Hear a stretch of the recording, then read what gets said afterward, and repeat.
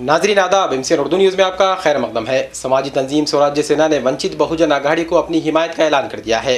स्वराज्य सेना रियासत में एक जाना पहचाना नाम है। फारूक अहमद और उनके साथ सैकड़ों कारकुनान की पूरी टीम इस तंजीम से वाबस्ता है और लोगों को इंसाफ दिलाने के लिए समाजी मैदान में काम करती आ रही है। स्वराज्य सेना ने पार्लिमानी इंतखाबात के लिए एडवोकेट बाला साहेब अम्बेडकर की क़यादत में कायम की गई वंचित बहुजन आघाड़ी के उम्मीदवार प्रोफेसर यशपाल भिंगे की हिमायत का ऐलान किया है। प्रेस कॉन्फ्रेंस में मीडिया नुमाइंदों से बात करते हुए उन्होंने कहा कि फिरका परस्त ताकतों का मुकाबला करने के लिए वंचित बहुजन आघाड़ी को ताकत देना वक्त की अहम जरूरत है। इन्होंने कहा कि रियासत भर में बीजेपी और कांग्रेस मुखालिफ माहौल बना हुआ है। ऐसे में दलित मुस्लिम इत्तेहाद रियासत की सियासत में बड़ी तब्दीली लाने वाला है। यही वजह है कि मकामी तौर पर स्वराज्य सेना ने वंचित बहुजन आघाड़ी के उम्मीदवार यशपाल भिंगे की हिमायत का फैसला किया है।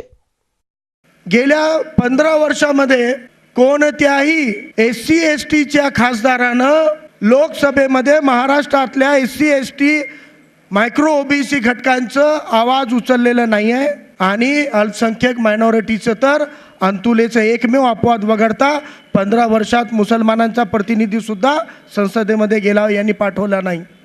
म्हणून सर्व वंचितांना एकजूट होऊन या महाराष्ट्रामध्ये तथाकथित सेक्युलर पक्षांना धडा शिकवण्यासाठी गेल्या 5 वर्षात त्यांनी जे अपयशी झाले त्याचा धडा शिकवण्यासाठी आणि एक नवीन पर्याय या महाराष्ट्राला देण्यासाठी स्वराज्य सेना या संघटनेनं बाळासाहेब आंबेडकरांच्या दोन्ही लोकसभेच्या जागेवर सोलापूर आणि अकोला, त्याच पद्धतीनं नांदेड सहित 6 लोकसभेवर जिथं आमची संघटना जिथं आहे, शेतकरी आणि तरुणांमध्ये, बेरोजगारांमध्ये जिथं आमचं काम आहे त्या ठिकाणी आम्ही 6 उमेदवारांना आम्ही या वंचित बहुजन आघाडीच्या आज समर्थन जाहीर करत आहोत। त्यामध्ये नांदेड सुद्धा आहे। म्हणून आता केवळ मुस्लिम समाजाला एक भीती घालण्याचा हा प्रकार आहे की बी टीम म्हटलं की काम भागतं। आत्तापर्यंत पाठीमागे लागला होता, 2 जागा, 4 जागा, 6 जागा, 8 जागापर्यंत गेला होता। त्यावेळेला बी टीम नव्हती ती, त्यावेळेला ते धर्मनिरपेक्ष आघाडी होती आणि ज्यावेळेला तुमच्यासोबत साथ संगत होत नाही हे लक्षात आलं की मग ती बी टीम होते। हा जो दुटप्पीपणा आहे काँग्रेसचा तो काही फक्त याच इलेक्शन पुरता नाही, याच्या आधी पण वेळोवेळी काँग्रेसनं वेगवेगळ्या घटक पक्षांशी असा दुटप्पीपणा केलेला आहे।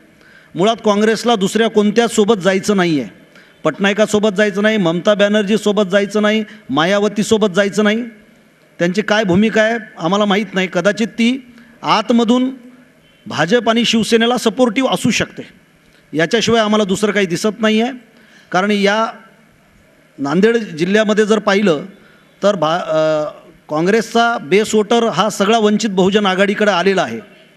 त्यामुळं मुस्लिम बांधव ज्या पद्धतीनं उलेमांच्या बैठकीमध्ये ज्या पद्धतीनं या सगळ्या राजकीय घडामोडीला सामोरा गेला आणि त्यांनी काँग्रेसला ज्या पद्धतीनं कटघऱ्यात उभं केलं त्याबद्दल खरं तर सगळ्या उलेमांचं वंचित बहुजन आघाडी धन्यवाद व्यक्त करते।